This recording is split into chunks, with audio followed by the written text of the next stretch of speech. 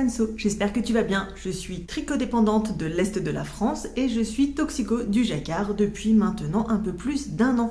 On se retrouve sur ma chaîne pour parler tricot et aujourd'hui on a un anniversaire à faire puisque ça fait 1 an que la chaîne a commencé à parler de tricot. Joyeux anniversaire à moi. Enfin nous du coup, voilà, on se retrouve aujourd'hui pour un podcast, pas de vlog parce que semaine de 3 jours, donc voilà, petit podcast pour ces 1 an. De quoi je vais te parler aujourd'hui? On va parler un petit peu de tricot. Avant ça, une annonce. Je vais faire un call, je vais proposer un call à partir du 15 août sur de la chaussette et on en reparlera dans les prochaines semaines. Voilà, ce sera un call complètement informel, etc. Mais j'espère que vous serez quand même quelques-unes à vous joindre à moi, sachant que voilà, chaussette au mois d'août, je me suis dit que c'était ok, pas un gros pull et on se laissera 1 mois pour tricoter une paire de chaussettes ou juste une seule chaussette, on verra.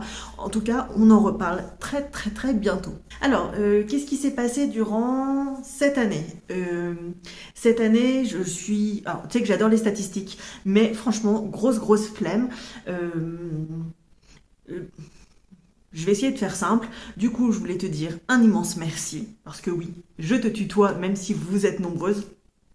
Un immense merci de continuer à me regarder depuis cette année. Un immense merci pour tous les échanges que j'ai pu avoir pendant toute cette année avec vous et que je continue d'avoir sur Instagram, sur Ravelry, sur la chaîne YouTube. C'est genre juste trop génial. Cette année, elle a été complètement folle. Dans le sens où voilà, j'ai pu rencontrer mes meilleures tricopines, donc ça c'est super cool. Et puis voilà, je pensais pas que 1 an plus tard j'en serais toujours là, que je serais toujours là et que je prendrais autant de plaisir à venir te reparler toutes les semaines, parce que voilà, pour moi c'est pas forcément facile de me mettre derrière la caméra, c'était hyper stressant. Et ça me fait drôle de me dire que maintenant, ça fait un certain nombre de vidéos qui sont publiées. Que te dire de plus? Donc, un immense merci d'être encore là, de laisser des commentaires réguliers. Si tu veux me souhaiter un bon anniversaire de YouTube, et ben voilà, tu peux le faire maintenant, ça me fera super plaisir. Que te dire de plus? J'espère que ça va continuer comme ça. En termes de stats, on est passé de une centaine de personnes qui me suivaient à l'époque, voilà, sur une autre thématique, à maintenant quasi un peu plus de 400. Ce qui est très petit pour une chaîne YouTube tricot, parce que voilà, il y en a certaines qui font des démarrages où elles ont plus tout de suite plus de 1000 abonnés, etc. Moi, ça monte doucement, c'est une ancienne chaîne que j'ai récupérée. Peut-être que si j'avais commencé direct une nouvelle chaîne, on serait beaucoup plus nombreuses, mais moi, ça me va, même si mon ego est toujours flatté quand il y a de nouvelles personnes qui nous rejoignent et que le but de ça, c'est d'augmenter la communauté, mais je suis déjà très contente de vous revoir toutes les semaines, d'avoir vos petits messages. Je sais que y a des habitués des messages sur les vidéos YouTube et je vous fais des immenses bisous à vous, si c'est ok pour vous, parce que je les attends ces commentaires en vrai. Voilà, je sais que vous êtes là, du coup je sais que vous allez en poster un commentaire, ça me fait super plaisir, et je m'inquiète un peu quand je vous vois pas en commentaire, vraiment, mais donc du coup voilà, ça me touche énormément. Merci infiniment à celles qui prennent le temps de me laisser un petit message, à celles qui prennent le temps de me regarder mais qui ne peuvent pas me laisser un message aussi, mais du coup je le vois moins. Je vois bien les statistiques, mais du coup c'est moins palpable, tu vois, enfin, tu comprends. Bref, un immense merci à toutes mes tricopines de Metz qui sont là, qui m'ont soutenue dès le départ, qui me soutiennent, etc. Et à toutes mes tricopines virtuelles, voilà. Que dire de plus? Voilà, je pense que c'est bon pour la parenthèse des 1 an. Voilà, et puis on va passer directement sur les tricots. Si tu l'as pas encore fait, je t'invite à t'abonner à la chaîne, ça fera augmenter la communauté et tu seras informé des prochaines vidéos. Alors, qu'est-ce que j'ai tricoté? On s'est vu il n'y a pas si longtemps que ça. Et puis cette semaine, on s'est vu il y a quoi? Il y a 3-4 jours, je crois. Ça fait pas si longtemps que ça. Et en plus, le week-end dernier, j'ai fait des travaux. Donc, comment te dire que j'ai pas trop eu le temps de tricoter. Mais, j'ai eu le temps de finir quelque chose. Donc tu as vu, le Spectrum est sorti dimanche dernier. Il y a une promotion, je sais pas si elle est encore d'actualité, mais je sais qu'il y avait une promotion à la sortie. Et j'ai terminé ma première manche longue. Voilà, elle est terminée. Donc c'est le Spectrum Sweater de Maria Erdmann. Et la manche me va. Et elle est assez longue, donc il restera plus qu'à reprendre la deuxième manche, mais je fais une petite pause parce que tricoter des manches, c'est chiant. Si tu aimes tricoter des manches, dis-le moi en commentaire. Et quelle est ton astuce? Parce que en vrai, c'est chiant. Voilà. Bref, en tout cas, moi, j'aime pas trop ça. Faut tourner en permanence le tricot et tout, c'est un peu relou. Je vais tester la technique du saladier qu'une copine avait partagée. En fait, tu mets ton tricot dans un saladier et du coup, pour tourner, c'est plus rapide. Je vais faire ça pour la deuxième manche, on va voir si ça tourne plus vite comme ça. Qu'est-ce que je voulais te raconter? Donc, la semaine dernière, je te disais que j'avais postulé à un nouveau test. Je sais ce que j'avais dit. C'est un test de Céline Fetten sur la Diana Bralette. Je te la mets ici, donc soit en version bralette, soit en version top. Et j'ai trouvé la laine dans laquelle j'allais la faire, qui est un mélange de laine et de coton. Voici la couleur dans laquelle ça va être. À l'écran, elle est un tout petit peu plus sombre qu'en vrai, mais pas tant que ça. Voilà, donc je vais la faire en BC Garn Biobalance, 55% de laine bio pure et 45% de coton bio. Voilà, j'ai 3 écheveaux que j'avais achetés. C'est un déstock, une petite mercerie en ligne qui fermait, qui faisait une liquidation de son stock et j'avais acheté 5 écheveaux de cette couleur-ci. 3 sont arrivés d'un bain, 2 d'un autre bain. Autant te dire que la différence entre les 2 bains, elle est quand même vraiment très flag. Et je suis très contente d'avoir réussi à trouver un projet où je peux mettre ces 3 écheveaux ensemble. Et ça devrait vraiment être parfait en termes de longueur par rapport aux recommandations de la designeuse. Je me rappelle plus le nom de cette mercerie, de toute façon elle n'existe plus, c'était l'année dernière. À la base, je l'avais acheté pour faire le Xiris de Audrey Borrego. C'est pour ça qu'il me fallait 5 écheveaux, puisque c'est des écheveaux de 50 grammes. Du coup, t'as vu, je viens de te dire, 2 bains différents qui se voient vraiment, dont on voit vraiment la différence. Donc là, voilà, ça va être une bralette, puisque la version bralette rentre dans mes 3 écheveaux que j'ai. Quand est-ce que je vais castonne? Je sais pas. Pas cette semaine en tout cas, c'est certain. Mais je voulais t'en parler, comme ça, c'est fait. Qu'est-ce que j'ai fait? Dimanche, j'étais à un stage de filage organisé par la Contrée des Mini. Géraldine, je te fais des gros bisous, je sais que tu vas regarder cette vidéo. Il y avait donc Sophie, la présidente de l'association, et c'est Heike qui nous a fait l'initiation au filage avec des rouets sur place. Moi, j'ai pas ramené le mien, j'aurais pu, mais je savais pas trop comment le transporter, etc. Donc, j'ai pas ramené le mien, et ce qui m'a permis de pouvoir tester un autre rouet sur place, de pouvoir confirmer mes gestes avec une professionnelle. Donc, j'ai appris quelques astuces, notamment comment réparer quand ton fil se casse. Très très important en filage. Ça m'a donné envie de faire du filage. Est-ce que j'ai déjà repris? Bah non, puisqu'on est déjà mercredi et que le début de semaine a été un peu chargé. Mais en tout cas, ça m'a donné bien envie de reprendre le filage. J'ai déjà commencé à préparer du coup les mèches. Voilà. Et je pense, je sais pas encore quelle forme ça va prendre. Déjà, dis-moi si le filage, ça t'intéresse. Voilà. Et je pense que je vais faire des carnets de filage. Voilà, parce qu'en ce moment, j'ai envie de regarder des vlogs filage, mais bon, j'arrive pas vraiment à savoir ce que je veux dedans. Donc, on va essayer des trucs.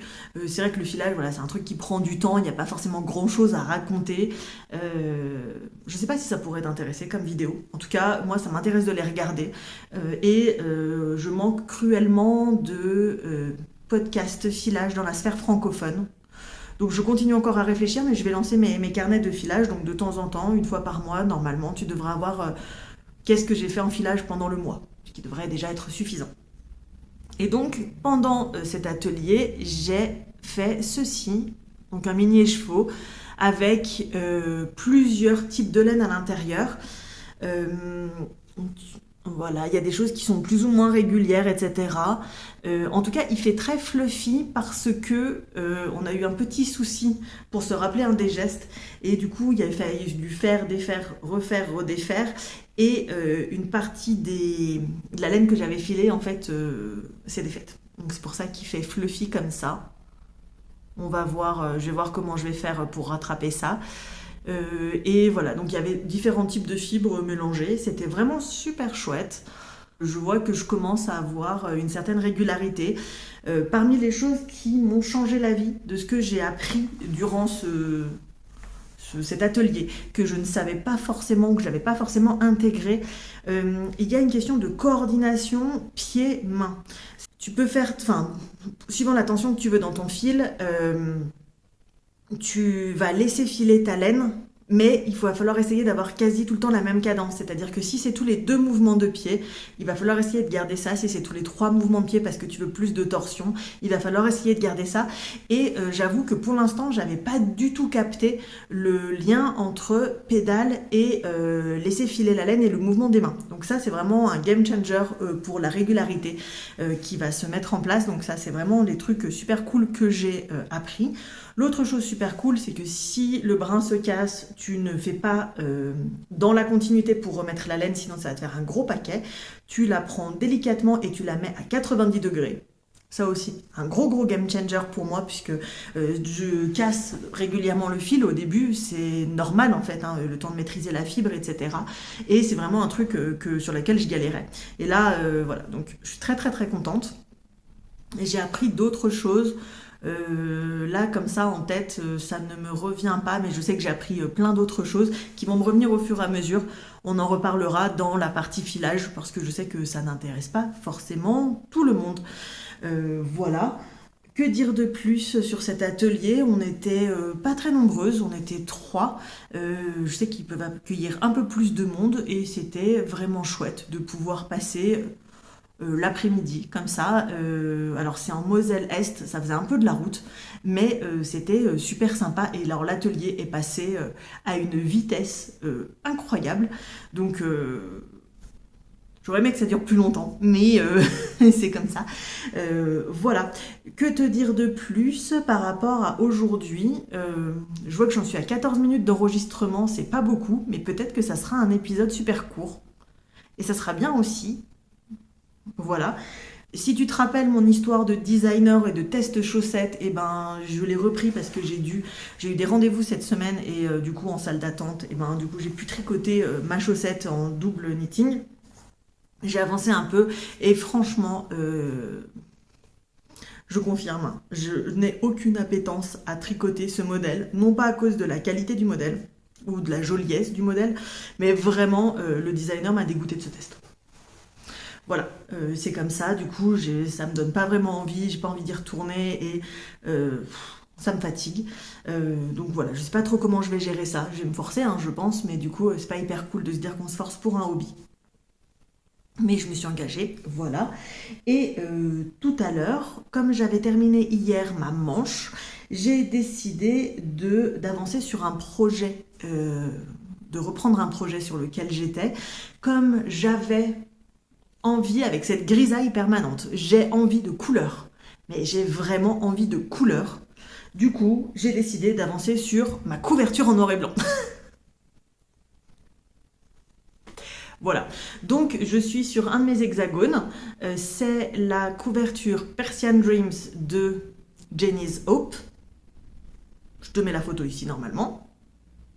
Et je suis sur un des hexagones que je vais terminer aujourd'hui, comme ça c'est fini, on n'en parle plus. Il me reste encore je crois 18 hexagones à faire, hein, donc c'est vraiment pas... on n'est pas proche d'avoir fini, mais il faut que j'avance. Et j'avais envie de faire du jacquard, parce que tu connais ma passion pour le jacquard. Donc voilà, c'est ça que j'avais envie d'avancer pour clôturer des trucs. Je crois que j'ai envie de clôturer des trucs, hein, vraiment, voilà. plus que de castagne, j'ai envie de clôturer des trucs. Donc la laine que j'utilise pour ce modèle, c'est de la laine de chez Ardelaine, qui est une SCOP en Ardèche. Donc une SCOP, c'est une entreprise qui appartient à ses salariés et qui font partie des précurseurs, ou en tout cas de ceux qui ont relancé ces tendances de laine locale, etc. Puis ça fait plus de 15 ans que ça existe, cette SCOP. Et donc en fait, ils nettoient les toisons, machin. Donc tu peux acheter chez eux des ouvrages terminés, de la laine pour des matelas, etc. Mais ils vendent aussi de la laine à tricoter. J'en avais acheté quand j'étais allée les voir il y a plus de 10 ans, parce que patience cop. Je rentre pas là-dedans, c'est trop long. Et je savais pas quoi faire de cette laine. Parce que c'est une laine qui est ultra rustique et sur le coup, le premier écheveau, il y avait beaucoup de paille à l'intérieur et c'était très désagréable à tricoter. Du coup, j'avais abandonné. Et puis, l'année dernière, quand Yarnflex a partagé ce modèle-là, en fait, en noir et blanc, j'ai complètement craqué dessus. Et je me disais avec quelle laine je vais le faire. Et d'un coup, je me suis rappelé de ces écheveaux que j'avais de laine naturelle, rustique, qui traînait depuis je sais pas combien de temps. Et c'est devenu une évidence. Je me suis réveillée à 3h du matin en me disant mais c'est ça. Donc, j'ai fait le détail de ce que j'avais besoin. Par miracle, ils ont réussi à me retrouver dans un fichier client de je sais pas quand pour me dire et me confirmer les bonnes gammes de laine parce qu'ils ont plusieurs épaisseurs de laine, voilà. Et moi, j'étais plus trop sûre de ce que j'avais acheté comme épaisseur de laine parce qu'il n'y a aucune étiquette dessus. Et j'ai pu recommander pour le complément pour faire la couverture. Mon ambition, c'était de la terminer sur l'année dernière. Bon, tu vois que ça a raté. Et mon ambition, c'est de la terminer pour cette année. Donc voilà, j'ai repris. La laine est très agréable à tricoter. Ça va être très chaud pour une couverture. Ça va être juste génial. C'est très graphique, donc ça va être très très joli, je pense, sur le canapé. Et en tout cas, en termes de jacquard, je m'éclate totalement parce que, voilà, tu vois. Hein. Donc voilà, il y a plusieurs hexagones différents. Il n'y en a pas 24 différents, hein. C'est plusieurs fois chacun des hexagones. Et ensuite, il y a un certain nombre d'hexagones sur lesquels tu tricotes directement la bordure.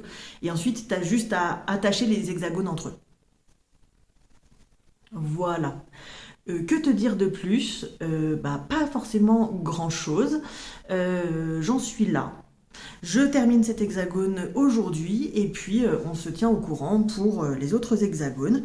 Est-ce que j'ai autre chose à te raconter pour aujourd'hui? Non. On va s'arrêter là, je pense. Donc, si je résume, un cal que je vais organiser vers le 15 août avec des chaussettes. Si tu veux en être, ça sera avec un immense plaisir. Un anniversaire du coup des 1 an de la chaîne en version tricot que je me souhaite à moi-même et à toi aussi pour d'être ici, et tout ça c'est aussi grâce à toi parce que s'il y avait personne qui me regarderait, du coup je ne ferais pas cette chaîne. Et merci d'avoir été là durant toute cette année. Merci, j'espère d'être là encore pendant un petit moment. Je te souhaite une très très bonne journée. On se dit à bientôt pour un nouvel épisode et d'ici là, je te souhaite un bon tricot et je te fais des gros bisous. Salut!